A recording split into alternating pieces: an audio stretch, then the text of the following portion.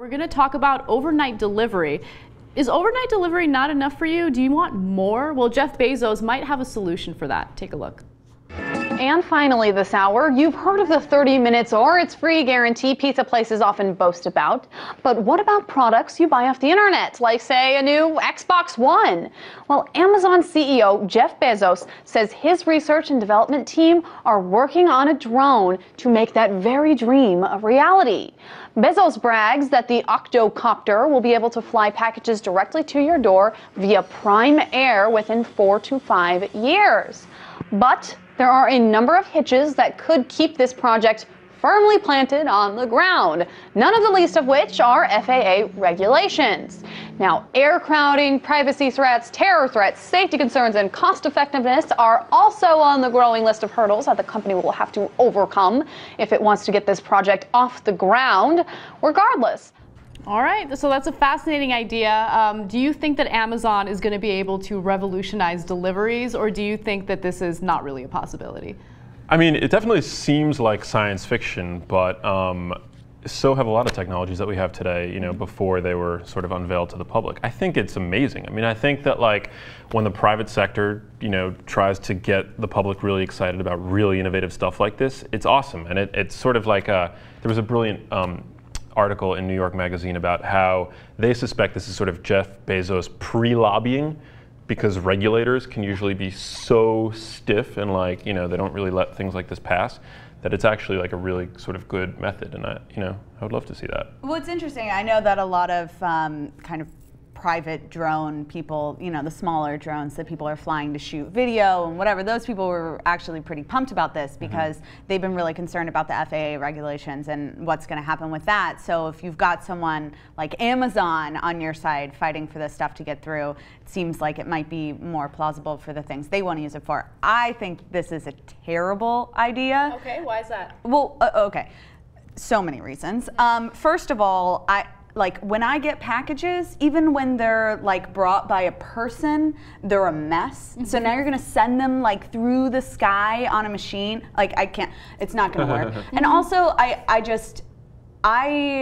even though this sounds so stupid, it really is dumb, because I understand that when I order a package and I give them my address, it's not any different if a person brings it to me or if a machine, but something about it seems so like frightening and like big brothery potential, even though I know it's literally not any different.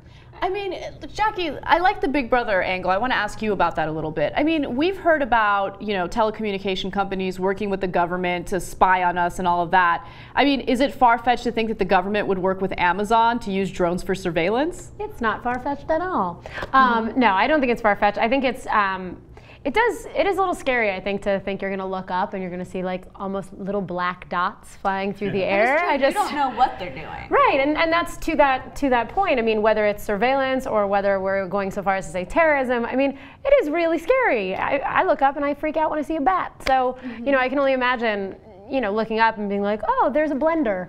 Well, you know, like I am concerned just from a kind of the most basic, like what if it breaks? What if it falls from the sky? You know, can people get hurt? Yeah, but I think if anybody is going to perfect that kind of technology, it's going to be the private sector, you know? Yes, and I do want to say, I think this is amazing in terms of technology and development, and I think it shows the ingenuity of humanity, and I think whether it's in this form or whether it's in a different form, something along these lines is probably down the line. Sort of like once you dream it, it sort of can become a reality oftentimes. So I think for in terms of pushing society forward, hats off to Jeff, because technologically it's amazing. Yeah. But I do think there are a lot of technicalities that are really big deals that have to get sorted. I like you formulated my thought for me, and I enjoy this. I do. It is. I guess that is what scares me, is the idea that you have,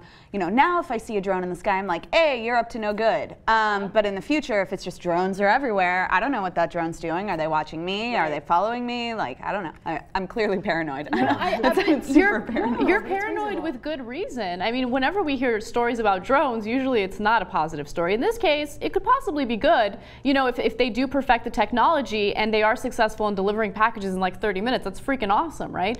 But at the same time, I mean, every time we see advancements in technology, we also see abuses of that very same technology. So I think that being a little skeptical is good. I think that most Americans should be a little more skeptical. It's healthy for society. And that's a debate that I had over Thanksgiving, was this whole idea that, you know, you're afraid of technology. No, I'm not afraid of technology. I like technology. I'm afraid of how the powers that be are going to use that technology Against us, right. So, I also think there's something to be said for, and you opened with it, which is, do we really need our packages in 30 minutes? I mean, can we not wait? I think, you know, we talk a lot about, you know, the millennial culture and this idea of like, we want it and we want it now.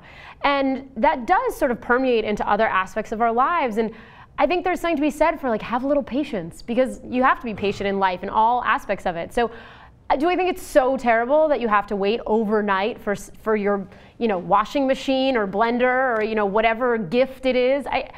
I sort of think there's something nice. Let's harken back to the good old days where you had to wait, you know, like weeks. I don't know that we needed weeks, but, you know, at this point, I think there's something really lovely about, you know, ordering something and then being excited about it coming, as opposed to being like, it's been 29 minutes and 32 seconds.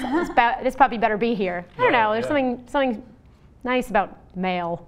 when you want a frozen daiquiri in your blender, you want a frozen daiquiri. Right away. Like you can't wait 24 hours for that. But then you can go to your 24-hour Target or CVS and buy it. That's true. That's a good point.